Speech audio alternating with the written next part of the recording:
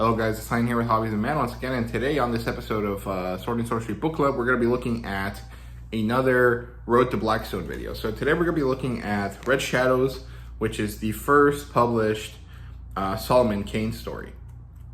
Now, I read this through the Savage Tales of Solomon Kane. This is part of the Del Rey collection, and this is one that I don't like too much. Like the book is one that I don't like too much because there's an insane amount of wasted space throughout the book.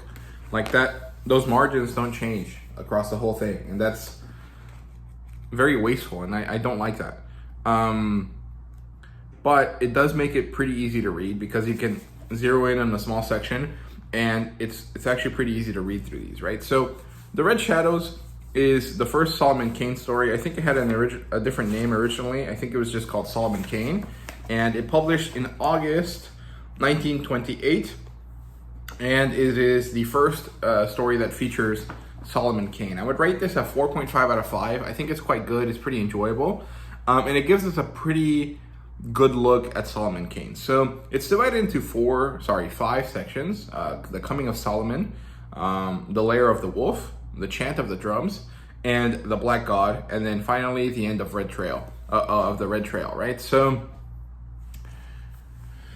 this is a spoiler conversation, so if you've never read this and you want to read it, go find a way to read it online. I'm sure you can find it on Project Gutenberg or something, and read it yourself. If you've already read it and you just want to refresh, stick around. So the first part, Coming of Solomon, is pretty simple. It just shows us Solomon Kane, who we really aren't aware of who he is yet, show up to a place, see that a young lady is on the floor bleeding out. He very gently and caringly caresses her and picks her up and helps her be comfortable in her last moments, and he gets her to tell him what happened. And it turns out that this guy called Leloup, or the Wolf, has been harassing her town, eventually decided to just massacre it, and she is part of the people that had the misfortune of meeting with the Leloup, right? And she, with the wolf, with Leloup. And so she was stabbed and left to die. And at this point, Solomon Kane says that men shall die for this. And I think that's kind of his catchphrase. And at this point, he does come off as like a great, gentle, but like powerful, like avenger of the lost people. And I think that he basically is supposed to be like that, right? He's kind of like, this might be blasphemous, but he's kind of like Moon Knight, right? Like Moon Knight is a protector of the people that travel by night, and Solomon Kane seems to be like a protector of the weak and innocent. But as we get further through the story, I feel like it's not really just that. Like there's something more to him, and what is there is not necessarily good, right? But we'll see. So in part 2, the Lair of the Wolf, we open up with Leloup angry at his men. I think at one guy specifically called Lamon, and it turns out that his best fighters have all been killed, and they've been killed by Solomon Kane. And so this guy is showing up to tell him about this, and he's angry at this guy. And as they're continuing on to talk through this conversation, they talk about how Solomon Kane is like the devil. He's a great evil that shows up to reap the reward of other people that are also evil. And it's pretty funny that they think this, because Solomon Kane is clearly not that sort of person, right? Like he's like a Puritan, right? Like everyone knows that. I mean, at this point, everyone knows that. I guess at the time of this story, it didn't really, like that could be an assumption being made because we didn't really know who he was. And then a man comes back to the bandit cave, and he tells them, Solomon Kane set a trap for us. We were all getting to go to the hermit's house to steal his money, and it turns out that it was all a trap. He made sure that we were all in there. He locked us in, and then he lit fire to the house and killed many of us. And the guy that showed up is the only one that escaped, right? And I think this is where the name Red Shadows comes from, where all of the men, and specifically this guy that talks to them, says he saw just red all over. And, initially I thought it was like blood, but it turns out that it was fire, because that's how he killed them. He set fire to the house, right? So everyone prepares to escape. Everyone being Lamon, the rat, which is another guy that was there, and Leloup, right? But Solomon Kane shows up, he murders Lamon, and he kills the rat, and so Solomon has to fight Leloup. And it's pretty cool. At this point, the story takes a bit of a, liberty to show us these characters through like animal images, right? So Leloup is obviously a wolf, and Robert E. Howard tells us that at this point, in this kind of way, Solomon Kane comes off as like a vulture, right? Like ready to go down on these dying beasts. And it's pretty cool. I really like that. I think it's really interesting. It also kind of gives me like vampire imagery, right? But that might just be because he walks around in a trench coat and a big fluffy hat, or like a big like pilgrim hat, right? And so he always looks like he's like a bird, right? But it's not really important. It's just interesting that there's this kind of like monster hunting monsters kind of style to the story. I think it's really cool. So yeah, at this point, Leloup is asking Solomon Kane, why he's here. Like, did I kill someone that you cared about? Why? What is your interest in these people? And Solomon Kane kind of responds. And the funny thing is that Robert E. Howard really takes the time to make sure that you understand that Solomon Kane doesn't really know why he's here either. He just knows that he sees injustice and it riles him up, and so he has to go kill the people that caused it. And Leloup is really like surprised and confused, and he's like, dude, why do you care? And I don't necessarily agree with Leloup, but it does make more sense for someone to see, someone dying and try to make them, feel better as they die and then move on at this like time period than it would for them to go on this crusade to chase down the guy that killed this random person, right? But for whatever reason, Solomon Kane is this way. And Leloup manages to escape. He throws himself back when Solomon Kane tries to attack him. Then he makes it so that he falls on the table, makes the candle fall to the floor and snuff out. And then he escapes in the darkness because he had like a little secret passage away to help him get away, right? So this is probably the lengthiest and like second most interesting aspect of the story. At least there's a lot of stuff that happened that I feel like was important to set up who Solomon Kane is, more so than in the next couple sections, right? So part 3 is the chant of the drums, and this is years later. Apparently Solomon Kane is like a dog with a bone, and he can't let this go, and somehow he chased this guy across like the south of Europe and then down into Africa. And they're in a jungle setting when Solomon Kane arrives in Africa, so it can't be like the north. He would have had to go down past like, Africa's hump, right? Like down into more of the southern section below Sub-Sahara, right? So it's kind of crazy that he would do this. And at this point, I'm thinking like, oh, this guy's just crazy. Like there is a certain redeeming quality to the fact that he does this out of respect for innocent people that have been killed. But at the same time, I'm like, why are you doing this, dude? Like, that is too much, right? And he makes it to the African shore. He follows Leloup's trail. He hears these drums in the distance, and he talks about how these drums are the drums of the black gods. And I don't know if that means like the animism gods that these like African tribes ascribe to, or like a god that's like literally black, like his skin is black, or he's dark, or he's like evil, right? I can't tell what he means. I don't think it really matters, I guess, but it's important because these drums talk to Solomon Kane. He hears them, he understands what they're telling him, and it's pretty creepy stuff. It's pretty interesting. I really like this aspect. And then suddenly he gets knocked out, and that ends this section of the story. Section 4 is called the Black God, and it turns out that this shaman, this juju man as he calls himself, wanted Solomon to help him because he knows that Solomon is, you know, special in some way. And Longa, who's the shaman, wants to get rid of Leloup and Sanga, who is the current tribe leader, right? The chieftain of the tribe. And so he decides to team up with Solomon Kane, and they are going to attack Sanga and Leloup and try to get rid of them so that Longa can be in charge of his tribe. The thing is that Sanga is a bit smarter than that, and Leloup is as well. And so Solomon Kane and Longa end up getting trapped by these guys, and they're strapped to these I wouldn't necessarily call them crosses, but they're strapped to these like wooden stakes that are going to be used as sacrifices, right? They're going to be burned at the stake. And as this is happening, we get to meet this character called Gulka, right? And Gulka is a weird, like very powerful, very big tribesman that somehow just goes out to hunt gorillas for fun. And that's crazy, and that's really cool.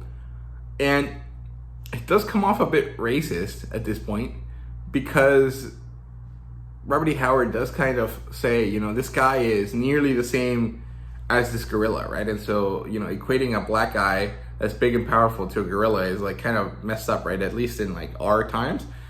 But it's interesting that, you know, this character gets introduced and it kind of comes off as like not important at the time, because like you're wondering why the focus is on this guy while Solomon Kane and Longa are strapped to these stakes, right?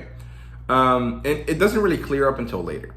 But it's a very like Chekhov's gun type of situation. So at this point, Solomon Kane and Longa are tied at the stake. And Longa somehow like suddenly just like dies of fright, or at least that's what everyone thinks. And then this character that had been lying dead on this altar to this black god suddenly starts twitching and moving, and he rises from the dead. And everyone is shocked and scared, and they don't really know what to do, so they all just stay behind. And then this zombie, this resurrected thing, this walker, I guess, just murders Sanga. And Leloup decides to escape at this point. And that's where the next portion of the story, the end of the Red Trail, starts. And this is kind of the climax of the story, right? So at this point, Leloup has escaped, and Longa has gained the tribe for killing Sanga and also for being so powerful and being able to do things that no one else can do. And he decides to free Kane, give him back his sword, and allow him to go chase after Leloup.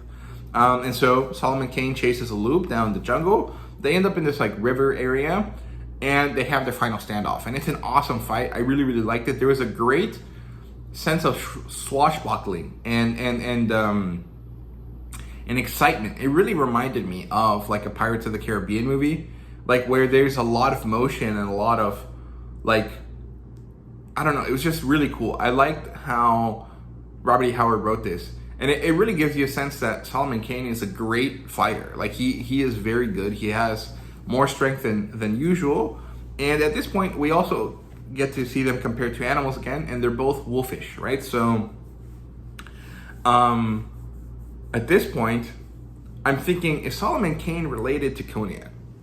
And ultimately, I decided that he probably isn't, because if he was, he would have like Robert E. Howard would compare him more to like another big cat, maybe a panther or something, instead of a wolf, right?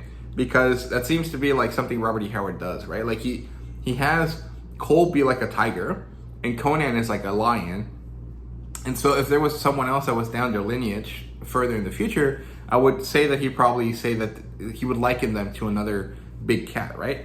And for Solomon Kane, I would say like a panther or something, right? But he doesn't, and he kind of makes Solomon Kane more like a dog that follows God, right? Like, so is the Hound of God the name of Pat Searcher's story? Or is that like the name that people assign to, like an epithet for Solomon Kane? I can't remember. Pat Searcher's story might not actually be called that either, but it that's what I think about when I think of Solomon Kane. You know, this, like, I don't know, this very, like, persistent, not necessarily hateful, but not necessarily like benign thing that just chases after this goal, right? And so that's what I think about Solomon Kane. And so we get these comparisons throughout the fight, and it's really great. Eventually, Solomon Kane manages to kill Leloup. And at this point, he realizes that, like always, killing the guy that he's after, killing the guy that created pain and suffering for people, doesn't actually make the world better. And this is kind of like that argument, right? Like, if you kill a killer, you didn't reduce the amount of killers in the world. And it's interesting to see something like that echoed across a story from like 100 years ago, right? So I like that. I thought it was interesting. At the same time, I feel like there is a difference in this case because Solomon Kane has removed someone that is like, at least based on the way that he's portrayed, like genuinely evil, whereas Solomon Kane is not really evil. I wouldn't necessarily say he's like righteous, but he's not necessarily evil either, right? And so the net like balance of the world, if that makes sense, is like better than it was before, but not by much, like a little bit though. So he did make a change, but I don't know. It's interesting stuff. It's weird that I was musing so much about this stuff when it's just supposed to be a basic, swashbuckling story. But yeah, so at this point, after Solomon Kane has killed Leloup and he's realizing that he's weak and damaged because of his fight, Golka shows up. And Golka is stalking him like an animal, right? And Solomon Kane thinks that this is when he's going to die. So he prepares himself, he stands up, he prepares himself for death, and then patiently waits for Golka to kill him because he doesn't have his swords with him. At this point, kind of out of left field, very much out of left field, a giant gorilla shows up. And this gorilla turns out to be the mate, the male half to the female gorilla that Golka had killed earlier in the story. And so he shows up to just murder Golka for killing his partner, basically, his mate, right? His wife, I guess is the right word. And so Solomon Kane manages to escape survive, I guess. And so after this, he prepares himself for a hasty retreat and heads out of Africa. And the jungle talks to him again through the drums, right? I can't remember exactly what they say, but basically it's like, run away, but you're always gonna be connected to us now. But don't step your foot here again, or something like that. I can't remember exactly what was said, but it was something like that.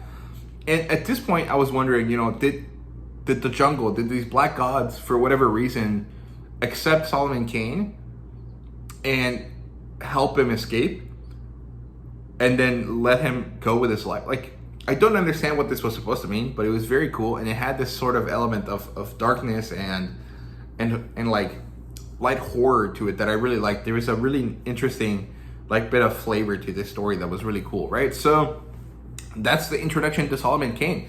At this point, based on the Pax Searcher story from Savage Sword of Conan, I have a pretty good feeling for Solomon Kane. I think that he's a good guy.